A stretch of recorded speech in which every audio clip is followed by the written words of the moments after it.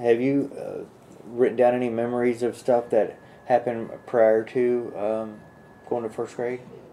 Oh yeah, I've got a whole section on before I ever started school.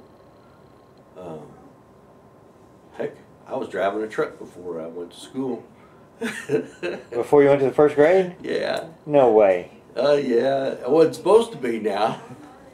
But my Uncle Turk come over and parked his truck in front of the house and went in to visit his sister, my mother, you know, and my dad.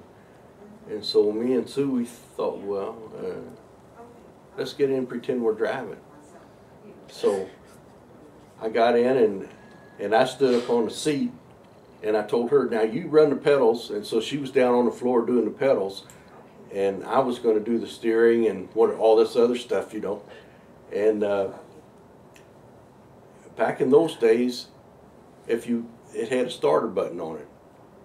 And everybody left it parked in gear because that way it wouldn't roll away. Well, every time I would push the starter button, the car would jump like that, see? And so what the heck, we were blocking half down the street before they ever come out and find out their car was gone. He come out, well, I mean, it's a truck, it was a pickup truck, Ford pickup truck, green.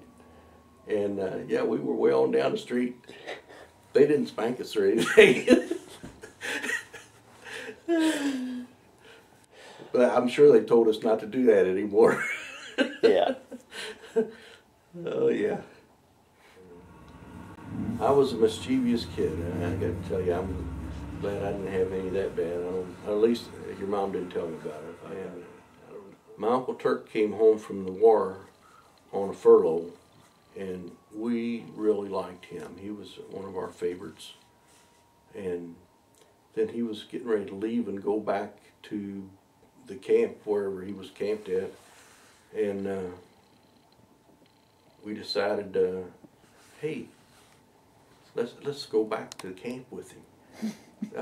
I'm sure it was my idea. It couldn't have been Sue. She was too young to think of that. But so we decided to go with him, but we didn't want to walk behind him close enough that he would see us, or he would make us go home. So we kind of kept our distance, and we followed him, and next thing you know, we weren't following him anymore. I didn't know where he went, and we were just walking down the street, me and my little sister, hand in hand, you know. And it turns out we were up at 19th and Duncan Street by that time, and it was in the middle of the afternoon, and some of the neighbor people, you know how back in those days everybody sit out on the porch and talk to their neighbors and everything.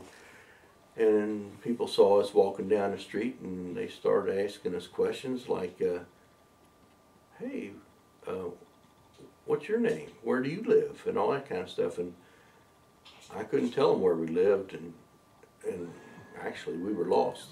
But we didn't know we were lost. We were just walking along, and we told them we were following my uncle who was going back to camp, you know.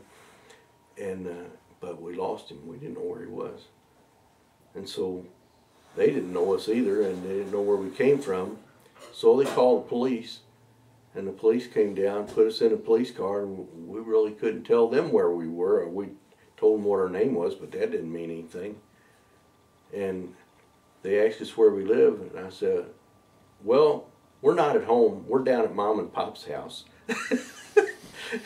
And that didn't help anything either. And they said, well, where do they live? And well, I said, well, they live next door to that big store where they sell balloons. That's the only thing I could tell them. And so they got us in the car, and we cruised around the neighborhood until finally we saw Black's Dry Goods store. And I said, that's it, that's the place. And so they took us over there and gave us back to our parents. But it's just interesting. The only thing I knew to tell them was that we lived next to that big store where they sell balloons. That's pretty good. I tell you what, I had the corker. I'm glad I didn't belong to me. We did some pretty crazy stuff, but now I know that we got it honest. My mother used to take me to the bingo with her, and that was something I really liked to do. And she went with some other people, like her sister Frances, or well, I don't know who all she went with, because I don't remember. We went to a place called Redmond's Hall, which is down on I think it's 25th between Portland and Montgomery. I've got a picture of it in my memories book. Of course, it's in its present dilapidated condition. It doesn't look like it used to, but it used to be just a really nice building. Had the big sign out front, Redmond's Hall, and people would be coming and going and playing bingo, and it was a center of activity, you know. And one of the main things I remember, besides just running around and playing on the banisters and the steps and everything else, they had a piano there, and there was an old blind man who used to sell shoestrings in between the games. He'd be up and down the aisle selling shoestrings and pencils and stuff like that. And occasionally he'd go over to that piano, and boy, he could knock out a tune. And really, it was very inspiring. I loved to hear him play. Old Blind Jimmy, they called him. I don't know what his name was other than that. What kind of music did he play?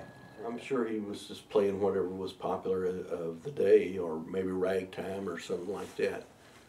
Because, I mean, that was pretty popular back then too, you know.